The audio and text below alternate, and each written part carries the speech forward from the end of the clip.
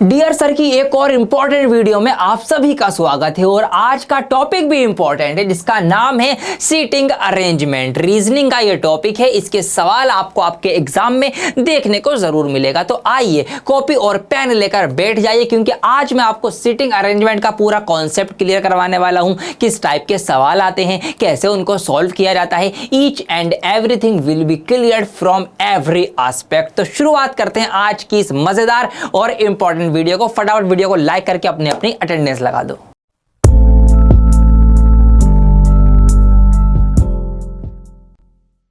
तो आइए स्टार्ट करते हैं कॉन्सेप्ट से, बिकॉज कॉन्सेप्ट इज पावर। क्या है इस चैप्टर के अंदर, कैसे चीजें होती हैं समझाता हूं। सीटिंग अरेंजमेंट में क्या होता है मेरे प्यारे बच्चों, कुछ लोग या चीजों को हमें एक स्पेसिफिक ऑर्डर में बैठाना पड़ता है। हमें कंडीशन दे दी जाती है कि ये बंदा इसके बराबर में बैठा है, ये जो है सबसे राइट में है, ये इन दोनों के बीच में है। इस तरीके से कुछ कंडीशंस दी जाएंगी हमें लोगों की या सामान की। हमें उनको ध्यान से पढ़ना है, उनको समझना है, सेंटेंस बाय सेंटेंस सवाल को पढ़ के हमें जिसको जिसके बराबर में बैठाने को कहा गया है उसको उसके बराबर में बैठा देंगे। मोटा मोटा ये काम करना है। कुछ और डिटेल्स होती हैं उनका भी आपको पता होना चाहिए, जैसे कि यहां पर एग्जांपल के लिए A B C D E F G and H are sitting around a table facing the centre.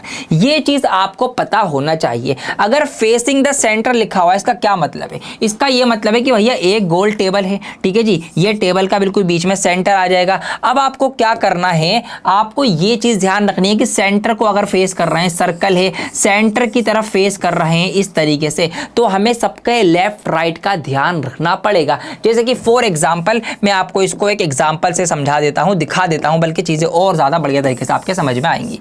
ये मैंने एक टेबल बना ली, कलर इसका मैं व्हाइट कर देता हूं, ठीक है जी, और ये इसका सेंटर आ गया।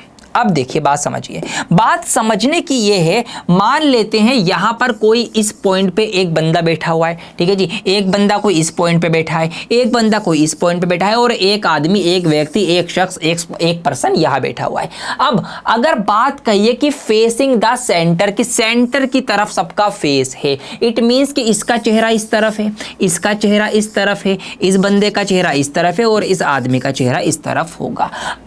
अब समझो बात ये कि जिसका चेहरा इस तरफ है, अगर यहां जो पर्सन बैठा है अगर ये फेस इसका अंदर की तरफ है तो इसका फिर लेफ्ट और राइट आपको पता होना चाहिए। जैसे कि अगर ये इस तरफ देख रहा है तो डायरेक्शन वाले में आपको बताया था कि अगर ऊपर की तरफ हम हमेशा नॉर्थ दिखाते हैं तो ऐसे समझ लो ये इस तरीके से नॉर्थ में देख रहा है, तो इसका राइट जो हमारा राइट, इसका लेफ्ट जो हमारा लेफ्ट। तो अगर हम बात करें तो इसका राइट इधर होगा और इसका लेफ्ट इधर होगा। लेकिन अगर कोई पर्सन इसके सामने यहां बैठ के उसका फेस सेंटर की तरफ है तो अब वो जो है वो फेस उसका इस तरफ है, नीचे की तरफ है, या जैसे मेरा फेस अब आपकी तरफ है, तो अब मेरा जो राइट है उस साइड आपका लेफ्ट हैंड है। जरा देख लो, नोटिस कर लो, है ना। ऐसे ही जिधर मेरा लेफ्ट है उस साइड आपका राइट हैंड है, नोटिस कर लो। हो गया ना क्लियर? तो इट मींस अगर कोई ऊपर से सामने की तरफ देख रहा है तो इस कंडीशन में इसका राइट इधर होगा और इसका लेफ्ट इधर होगा। मींस यहां पर इसका राइट इधर हो जाएगा, इसका लेफ्ट इधर हो जाएगा। ऐसे ही कोई इधर से इधर देख रहा है तो भैया समझ जाओ ये इसका राइट, ये इसका लेफ्ट, तो इसका राइट इधर होगा और इसका लेफ्ट इधर होगा। और बिल्कुल इसी तरीके से अगर कोई इधर से देख रहा है तो इसका लेफ्ट ऊपर और इसका राइट नीचे होगा, तो इसका राइट इधर होगा और इसका लेफ्ट ऐसे होगा।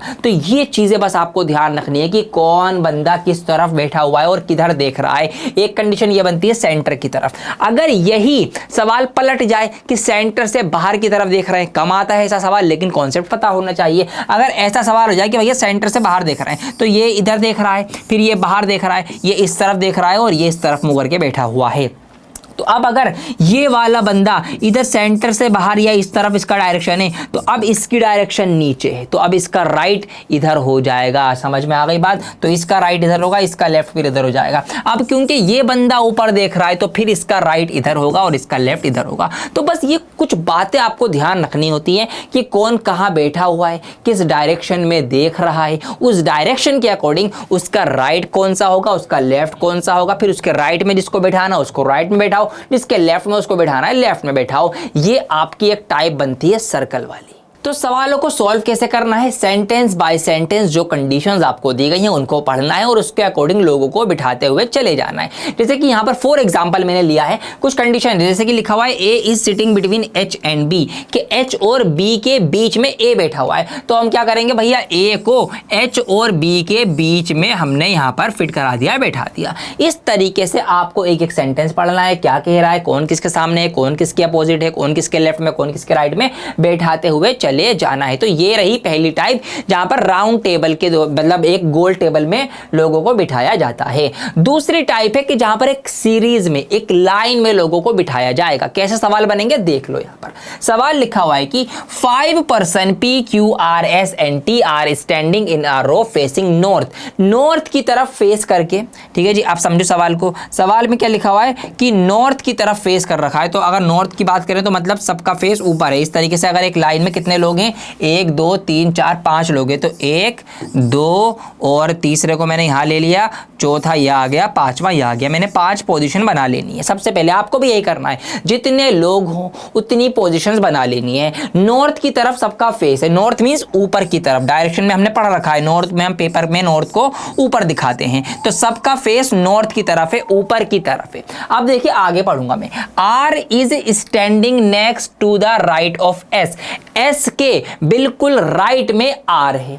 तो हम यहां पर अभी ले लेंगे एस के बिल्कुल राइट में आर है। अब एस है, एस इधर नॉर्थ में देख रहा है तो एस का राइट ये होगा, तो एस के राइट में आर बना दिया। मैंने यहां पर क्यों नहीं बिठाया इनको, क्योंकि अभी यह नहीं पता कि एस और आर की पोजीशन क्या है, तो मैं यहां पर अभी नहीं बैठा सकता। अलग से मैंने लिख लिया एस जो है और आर जो है वो इस तरीके से दिखा गया था, R is standing next to right of S, तो एस के राइट में आर खड़ा हुआ है, मैंने खड़ा कर दिया। आगे बढ़ूंगा, S is standing at extreme left position. अब ये मिला हमें एक पोजीशन, लिखा हुआ है कि एस जो है वो खड़ा हुआ है एक्सट्रीम लेफ्ट पोजीशन, मतलब सबसे लेफ्ट में। तो भैया सबसे लेफ्ट ये है और सबसे राइट ये है, तो इट मींस अब हमें एस और आर की एग्जैक्ट लोकेशन पता चल चुकी है।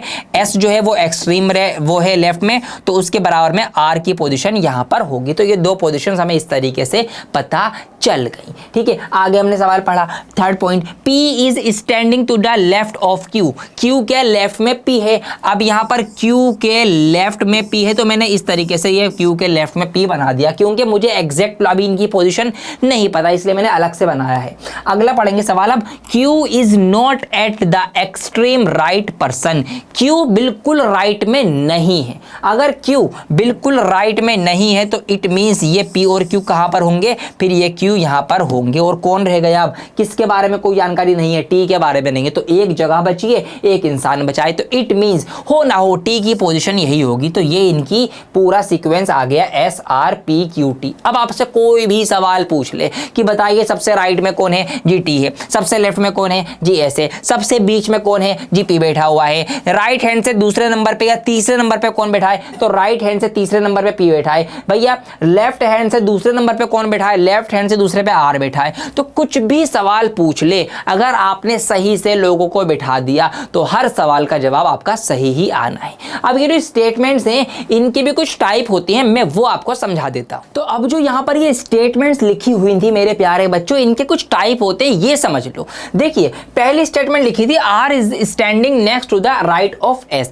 तो ये जो इंफॉर्मेशन थी इसको हम बोलेंगे कंपैरेटिव इंफॉर्मेशन, क्योंकि यहां पर 2 लोगों के बीच कंपैरिजन हो रहा था कि ये इसके बराबर में या ये इसके राइट में है, लेकिन यहां पर हमें एग्जैक्टली ये नहीं पता था कि एक्चुअल कहां पर है। तो इसमें मैंने क्या किया था, आपको याद होगा, अलग से इनको लिखा था। तो जो भी कंपैरेटिव वाली होती हैं इनको हम पहले अलग से लिखते हैं और बाद में हमें सोचना होता है कि एग्जैक्ट कहां इनको बैठाना है। अगली देखेंगे, अगर यहां लिखा हुआ है S is standing at extreme left, अब यहां पर एस की बिल्कुल एग्जैक्ट हमें लोकेशन बता दी कि सबसे लेफ्ट में, एक्सट्रीम लेफ्ट में एस को बिठाना है। तो इस टाइप की इंफॉर्मेशन को हम कहते हैं डेफिनेट इंफॉर्मेशन, क्योंकि डेफिनेट है, फिक्स है। यहां पर हमें उस बंदे की एग्जैक्ट पोजीशन का आइडिया है, उसका पता है कि ये यहां पर बैठा हुआ है। तो ऐसी कनिकल स्टेटमेंट को हम डेफिनेट इंफॉर्मेशन बोलते हैं। इसी तरीके से अगली भी देखिए सेम थी, यहां पे अलग, ये पहले की तरह, P is standing to the left of Q, कि क्यू के लेफ्ट में पी है। तो ये भी क्या हो रहा था, यहाँ पे कंपैरिजन हो रहा था कि इसके बराबर में ये है। तो इस टाइप की इंफॉर्मेशन को फिर मैंने अलग से लिखा था और बाद में मैं इसको यहाँ पे उतार के लाया था। और लास्ट वन देखो, Q is not at the extreme right, हमसे ये कहा गया कि Q सबसे राइट में नहीं है, तो इसको हम बोलते हैं नेगेटिव इंफॉर्मेशन। अगर Q सबसे राइट में नहीं है तो इट मीन्स भैया फिर Q यहाँ पर है या यहाँ पर है, ठीक है जी। तो ऐसे हमको इनको पढ़ना है, इनको समझना है, इनको देख के आंसर करना है। तो आई थिंक कॉन्सेप्ट में यही है मोटा मोटा। अब क्वेश्चंस करवाता हूँ, देखिए अब क्वेश्चंस जैसे जैसे आप करेंगे आपको चीज़ें और ज़्यादा आसान लगने लगेंगी और जल्दी जल्दी सवाल आपको समझ में आने लगेंगे। और उसके साथ साथ क्वेश्चंस तो मैं कराऊंगा ही कराऊंगा, क्वेश्चंस तो मैं ये कराऊंगा ही कराऊंगा। उसके बाद मैंने आपके लिए होमवर्क दिया है 2 सवाल, 4, 6, 8, 10, 12, 14, 15 सवाल हैं तकरीबन। ये मैंने आपको होमवर्क में दिए, तो ये वाले सवाल भी आप ट्राई करना। पहले ये जो मैंने आपको कॉन्सेप्ट सिखाए पहले ये सवाल सीखो, इसके बाद होमवर्क करके मुझसे चेक करवा लेना यहाँ पर मेरी आईडी पे मुझे फॉलो करके। तो आइए स्टार्ट करते हैं क्वेश्चंस करना। देखते हैं सवाल यहाँ पर लिखा हुआ है, इंग्लिश में लिखा है लेकिन हिंदी में मैं पूरा एक्सप्लेन करूंगा, तो हिंदी मीडियम वालों बिल्कुल घबराने की जरूरत नहीं है। और जो मैंने होमवर्क दिया है ना वो मैंने दोनों ही लैंग्वेज में आपके लिए कर दिया। इस तरीके से आप देख सकते हैं इंग्लिश में भी सवाल है, हिंदी में भी सवाल है, तो होमवर्क की कोई टेंशन नहीं है। बाकी ये सवाल इंग्लिश में लिखे हुए हैं लेकिन मैं आपको समझा दूंगा हिंदी में भी, तो बिल्कुल घबराने की जरूरत नहीं है हिंदी वाले बच्चों। देखिए अब सवाल पढ़ेंगे, क्या बताया मैंने, सेंटेंस बाय सेंटेंस पढ़ना है। 5 students are standing in a circle and all are facing the center of circle। 5 student एक सर्कल बना के, गोला बना के खड़े हो, सबका मुंह अंदर की तरफ है सर्कल में। तो समझ में आ गई बात। तो कैसे बनेगा, तो भैया एक सर्कल बनेगा और सबका जो फेस है वो अंदर की तरफ है, तो मतलब फेसिंग टूवर्ड सेंटर वाला ये पोजीशन है। सबसे पहले क्या करना है इस सवालों में, सर्कल की बात हो रही है, सर्कल बनाओ, जितने लोग हैं उतने पॉइंट लगा दो। तो यहाँ पर 5 लोग हैं तो 5 पॉइंट लगा देता हूँ, 1, 2 और एक 3 यहाँ लगा दिया, चौथा यहाँ लगा दिया, 5वां मैंने यहाँ लगा दिया। तो इस तरीके से इन 5 पोजीशंस पे, इन 5 कुर्सियों पे 5 को बैठाना है। कैसे कैसे बैठाएंगे देखते हैं, पढ़ते हैं सवाल। अगला सेंटेंस पढ़ेंगे, लिखा हुआ है अभिनव इज बिटवीन आलोक एंड अंकुर।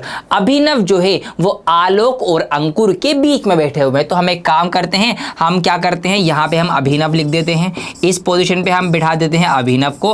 और अभिनव जो है वो किस किस के बीच में है, आलोक और अंकुर के बीच में है। तो एक तरफ हम आलोक को बिठा देंगे और एक तरफ हम अंकुर को बिठा देंगे। तो इस तरीके से आलोक और अंकुर के बीच में अभिनव आ गए।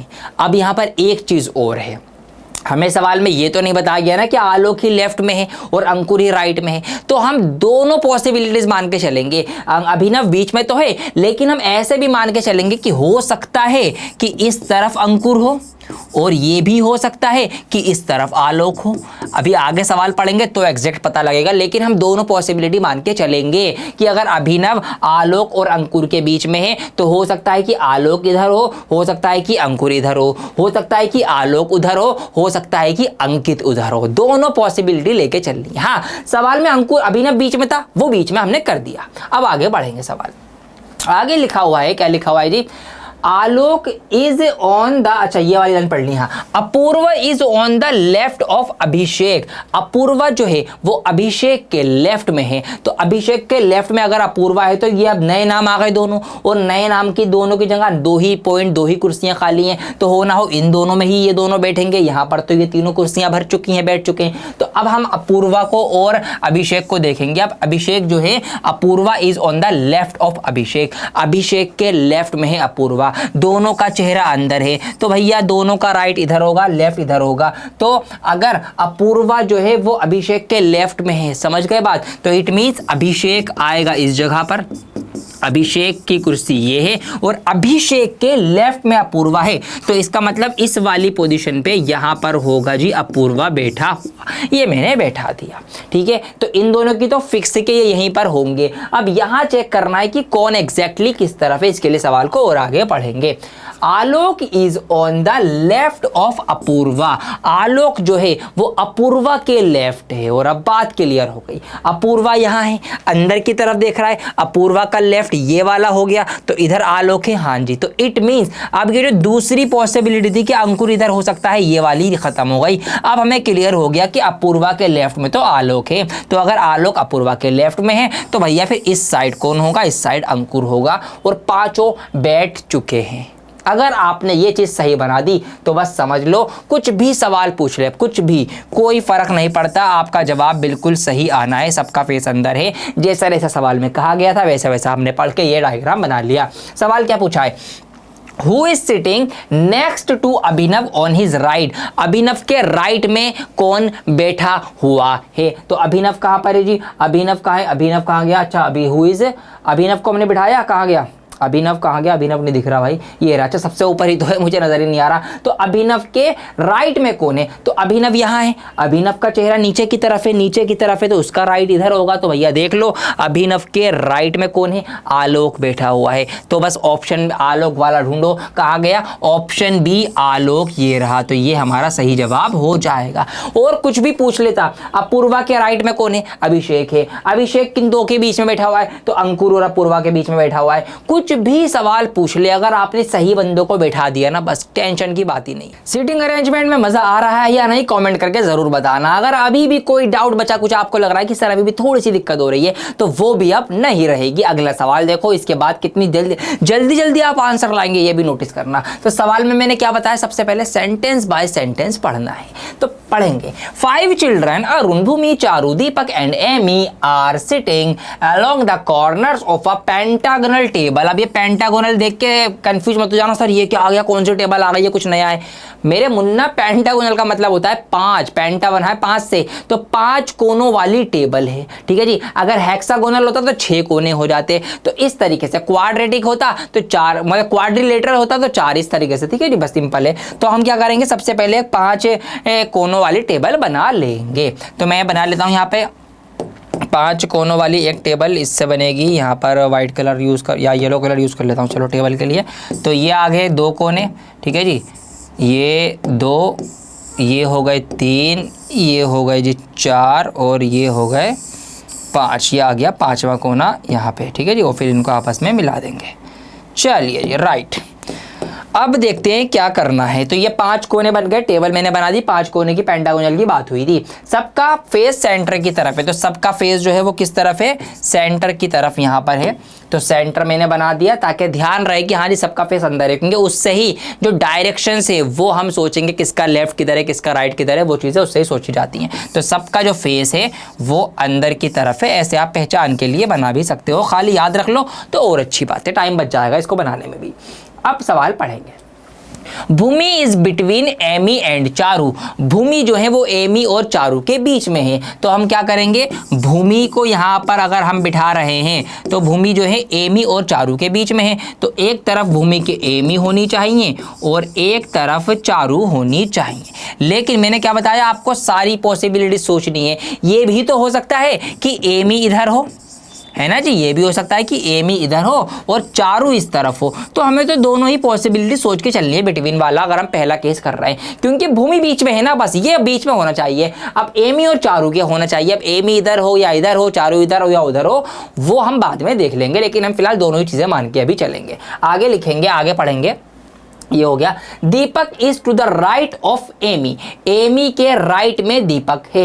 अब आप खुद सोचो एमी के राइट में दीपक कब होगा। अगर हम एमी को यहां पर बिठाएं, एमी यहां पर है, इधर फेस है, तो एमी का राइट ये है, और यहां पर यहां एमी होने की वजह से ऑलरेडी यहां पर राइट में तो भूमि है, तो इट मींस एमी यहां पर नहीं हो सकती, क्योंकि एमी के राइट में दीपक आना चाहिए। तो हो गई बात क्लियर। तो एमी को यहां से हम हटा देंगे। अब यहां पर है चारू, यहां पर है एमी। अब एमी यहां पर है, देखो आप कैसे। अब अगर एमी यहां पर है, फेस अंदर की तरफ है, इधर है, तो राइट किधर हो गया, ये हो गया। तो इट मींस एमी का जो राइट है अब ये होगा, और एमी के राइट में हमें बता दिया गया कि दीपक है, तो यहां पर हम दीपक को बैठा देंगे। बस एक बचा, अब वो एक यहां पर आ जाएगा। कौन है वो एक, उसके बारे में बात हो रही है क्या, उसके बारे में बात हो रही है क्या, यहाँ पे देखते हैं कौन सा रह गया बंदा, अरुण रह गया। अरुण रह गया ना, बस तो अरुण ही यहाँ पर रह गया। तो अरुण को हम यहाँ पर बैठा देंगे, क्योंकि बाकी 4 बैठ चुके हैं। सवाल क्या बचा, who is to the left of Charu, Charu के लेफ्ट में कौन है, चारू यहाँ पर है, फेस अंदर है, ये रहा चारू का राइट, ये रहा चारू का लेफ्ट। तो चारू के लेफ्ट में कौन है, अरुण है।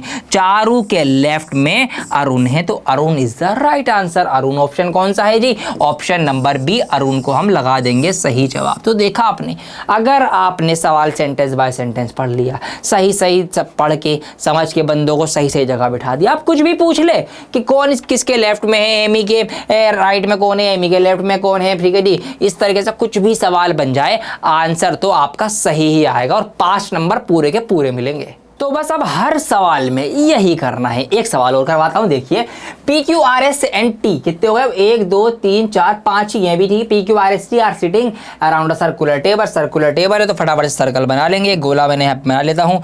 तो ये मैंने एक सर्कल बनाया, सर्कुलर टेबल का सेंटर ये होगा। कितने लोग हैं जी, 5 लोग हैं, तो 5 इसके अंदर चेयर बना लो। तो 1 2 3 4 और एक ये 5, ठीक है जी। ये मैंने 5 पोजीशंस बना ली। आइए अब बैठाते हैं एक करके सवाल के according. Facing the centre, centre में देख रहे हैं तो और अच्छी बात है। बस लेफ्ट राइट का ध्यान रखना, इस चीज़ से लेफ्ट राइट का ध्यान रखने में आसानी होती है, इसलिए ये एरो में पहचान के लिए बना देता हूँ कि हाँ भाई सब अंदर कोई देख रहा है। चलिए, R is to the right of P and second of the left of S। तो दो बातें एक साथ कही गई हैं, डरना नहीं, एक एक करके लगाएंगे।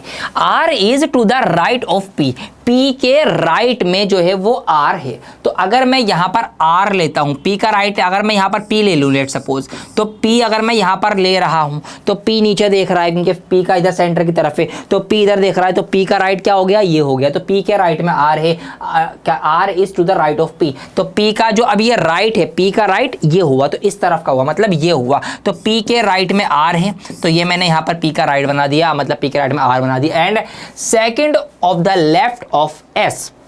तो ये जो बात हो रही है ना, ये दोनों बातें P के लिए, इसके R के लिए ही हो रही हैं कि R is to the right of P, के P के राइट में है, and second of the left of S, और S के लेफ्ट में सेकेंड नंबर पर है। तो S के लेफ्ट का सेकेंड नंबर अगर हम देखेंगे तो भैया देखिए फिर S आएगा कहीं ना कहीं यहाँ पे, क्योंकि S यहाँ पर है, इधर देख रहा है, तो S का लेफ्ट ये हो गया। तो S के लेफ्ट का 1 नंबर और S के लेफ्ट का 2 नंबर, तो ये बात यहाँ पे फिर बैठेगी। तो इसलिए S जो है वो यहाँ पर होगा, ठीक है। तो अब पहला सेंटेंस कंप्लीट हो गया कि R is to the right of P।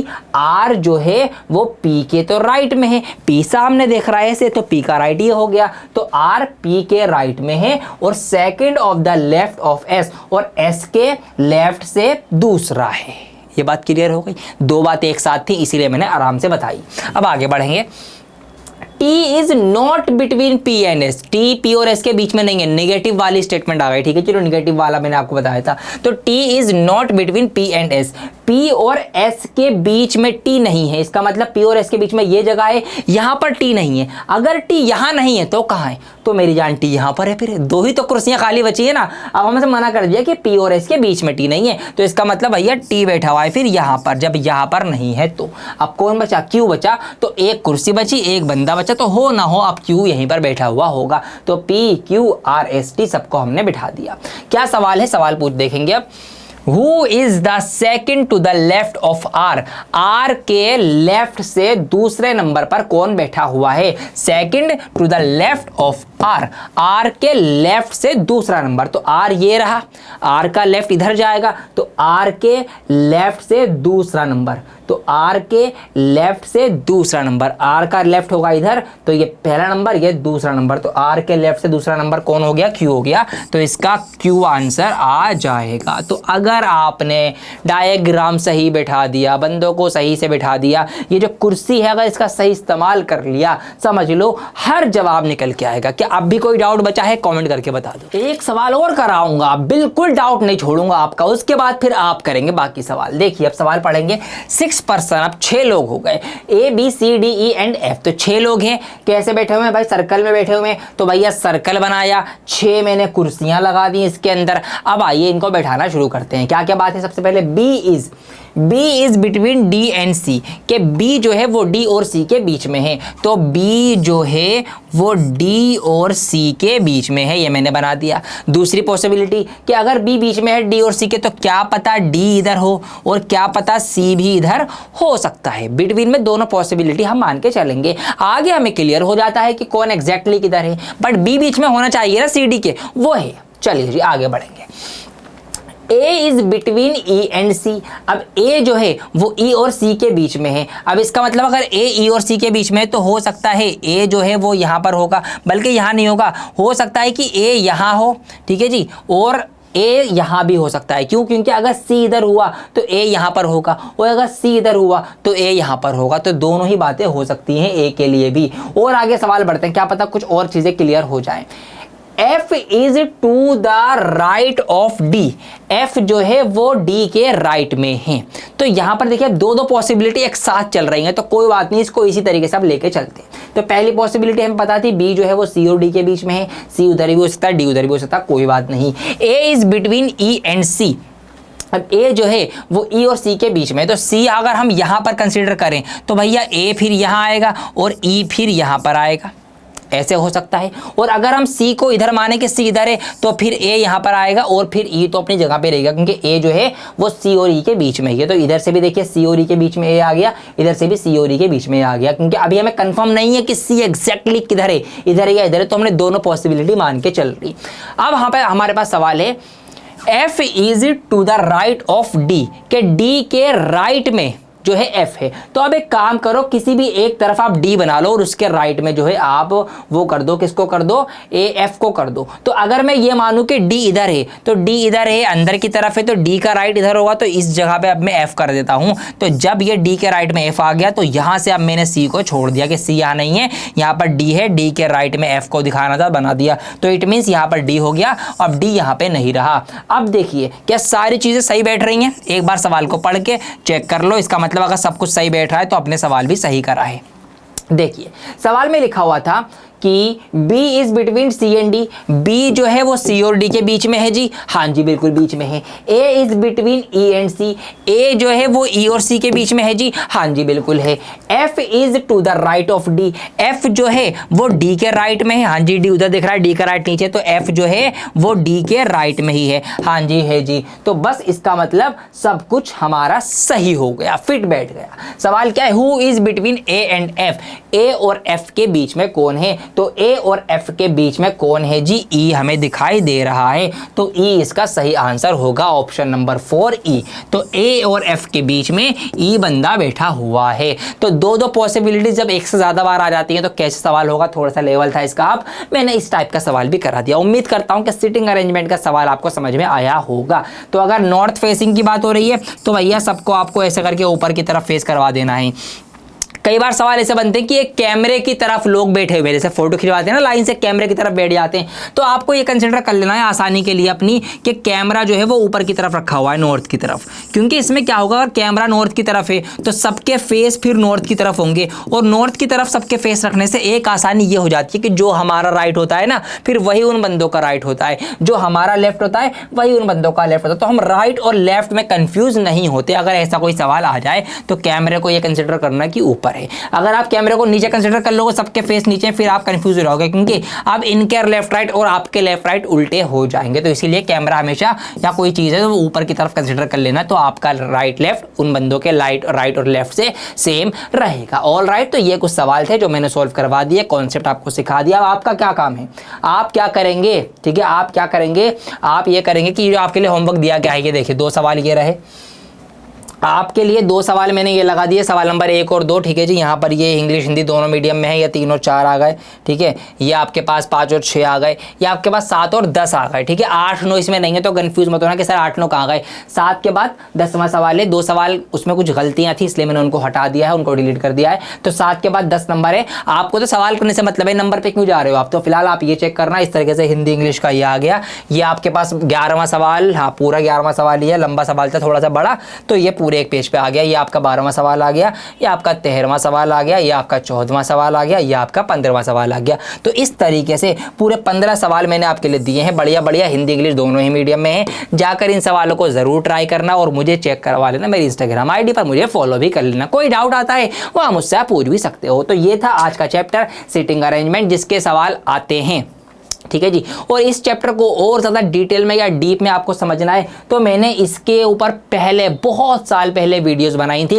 ये रही वो वीडियो सिटिंग अरेंजमेंट की। और डीपली समझना चाहते हो तो आप इन 2 वीडियोस को भी देख सकते हो, मिलियंस में व्यूज़ हैं ये सारी वीडियोस। एक वीडियो ये हो गई, 2 ये हो गई, ये 3 वीडियो अगर आपने कर ली तो सिटिंग अरेंजमेंट में बिल्कुल पक्के हो जाओगे। अगर आप चाहे SSC की तैयारी कर रहे हो, आप CUET की तो कर ही रहे हो, ठीक है, आप SSC हो गया, CUET हो गया, NTPC हो गया, RRB हो गया, DSSS हो गया, जिस भी एग्जाम में अगर रीजनिंग आती है और उसमें ये चैप्टर आता है तो ये चैप्टर का सवाल आप बिल्कुल करके आओगे, बनाने लगोगे, इतना बढ़िया आपका ये चैप्टर हो जाएगा। तो इसीलिए इसकी प्रैक्टिस के लिए मैंने सवाल आपको दे दिए, प्रैक्टिस कीजिए, जाइए चेक करिए, सवाल सॉल्व करके लगे हाथों अभी चेक कर लो। अभी आपने क्वेश्चन ये कॉन्सेप्ट सीखा है ना, अभी सवालों को ट्राई करके उनका आंसर ले जाओ। तो अभी ट्राई कर लोगे तो सवाल बनने भी लगेंगे और फिर ये दिमाग में आपके फिट भी हो जाएगा। वीडियो को लाइक करके शेयर कर दीजिए सभी सीयूईटी एग्जाम की तैयारी करने वाले बच्चों के बीच में, या जो भी एग्जाम की आप तैयारी कर रहे हैं उस एग्जाम की तैयारी करने वाले बच्चों के बीच इस वीडियो को पहुंचा दीजिए। बहुत जल्द अगली वीडियो लेकर आपके सामने फिर से हाजिर हो जाऊंगा। जय हिंद।